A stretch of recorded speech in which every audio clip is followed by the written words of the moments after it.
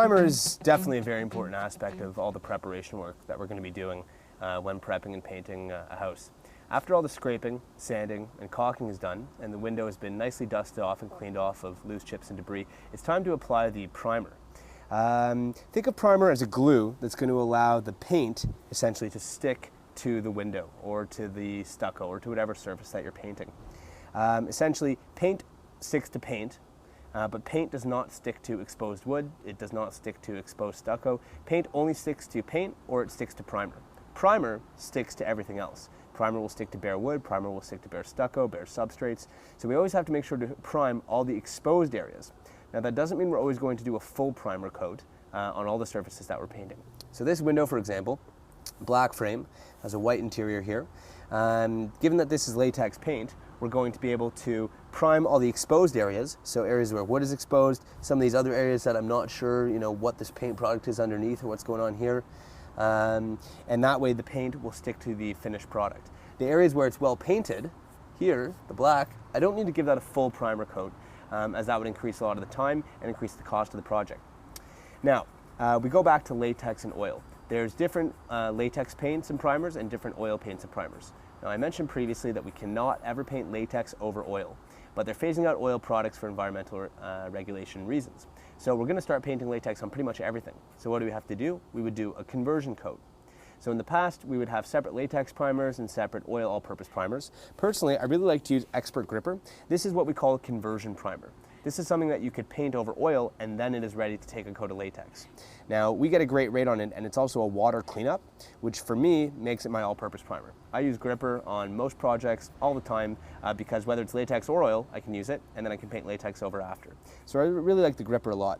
Now, if I know I'm going to be doing something where I'm painting oil after for sure, I probably won't use Gripper. Something like wrought iron railing over there, I'll use what's called a rust primer. So there's about 4 different main types of primer. You have your latex primer, your conversion primer, you have rust primer, and then you have stain sealers or different types of primers with different additives in them to offer different types of protection and adhesion. We'll get into that later when we see the paint store and go over all the different products. But for now, we're going to talk about Gripper, and we're painting some latex windows here. So I'm going to paint all the exposed areas. I'm going to use this white base primer, often on areas that are white or light, such as this window here. Great. Oh, you know what? I think I need to get a bit more caulking done here before this is ready to be primed. And you always want to have all of your prep tools with you at most times. So let's take a look here. Make sure this caulking gun is open, ready to go. Okay, good. Yeah. Now we're ready to do the priming. So I'll let that part dry, but back to this area. Bang low my brush. Prime some of these white areas where it's exposed. Good. Oop, got some on the windowsill there. Gotta be careful.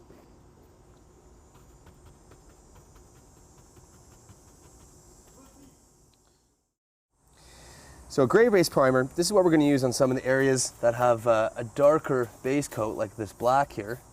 That way, when I apply my final 2 coats of black, I'm not going to have any streakiness. If I apply a white primer, I might have some streakiness coming through as it doesn't have exactly the right base. I might have to do a 3rd coat. If I take that over the whole term of the entire project, it's going to be a lot of extra painting to do. It's not budgeted into our piecework. So I'm going to make sure to use a gray base on dark browns, dark blacks, especially reds. If you're ever priming a door and it's a red color, or you're doing some walls on the inside and you're painting red, always recommend doing the appropriate gray base primer with reds as opposed to a white base primer. Otherwise you could find yourself doing 5, 6 coats, more coats than you want to be doing. And again, I'm only priming the areas where it's exposed. Any areas before where the paint is adhering very well, we're going to assume that that's going to hold. And let me see. Okay, so now all I see is, I'll get a bit in there. The sills are usually some of the worst areas. I should use my white base primer there actually.